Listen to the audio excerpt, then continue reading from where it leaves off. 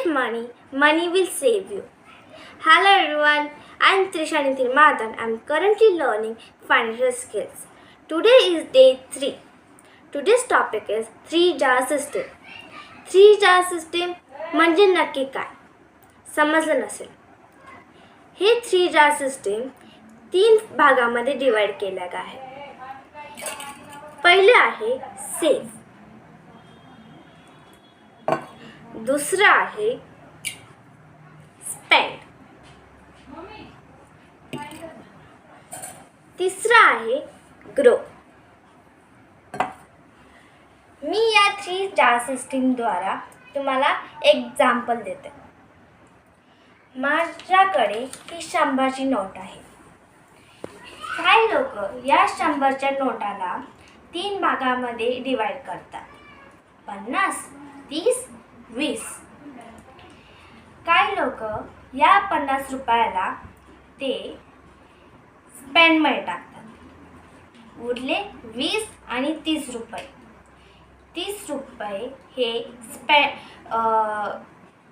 Save ग्रोमध्ये टाकतात आणि 20 रुपये सेव्हमध्ये टाकतात. मी तसं काही करणार नाही. मी सेम तसंच 50, 20 आणि 30 रुपये मी हे 50 रुपये हे सेफमध्ये टाकेल. उरले 20 आणि 30 रुपये. हे 20 रुपये मी स्पेंडमध्ये टाकेल. उरले 30 रुपये.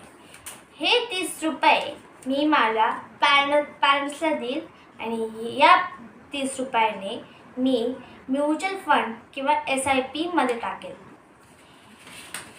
पण हे गेले ग्रोथमध्ये. आता या मागचं कारण काय? हे सेविंगसाठी 50 रुपये मी कशासाठी टाकले बरं? हे मी फ्युचरसाठी टाकले. काही हेल्थ इश्यू किंवा माझ्या फ्युचर स्टडीसाठी. हे मी 20 रुपये स्पेंडसाठी यासाठी खर्च करते.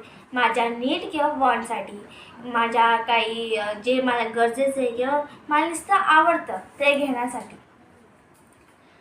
आणि हे मी 30 रुपये हे मी माझ्या आईबापाला दिले. म्युच्युअल फंड किंवा SIP मध्ये, ज्याच्याने ग्रोथ होईल आणि माझे फ्युचरमध्ये कामात पडेल. आणि या सगळ्या मागचं कारण, मेन मुद्दा की हे मला फ्युचरमध्ये मदत करेल आणि हे कोणत्या पण गोष्टीमध्ये बिनकामाचा खर्च न व्हायला पाहिजे आणि मला हे पैसे मॅनेजमेंट करायला उपयोग पडेल.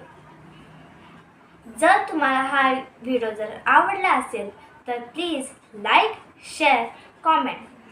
Follow for more smart learnings. Thank you.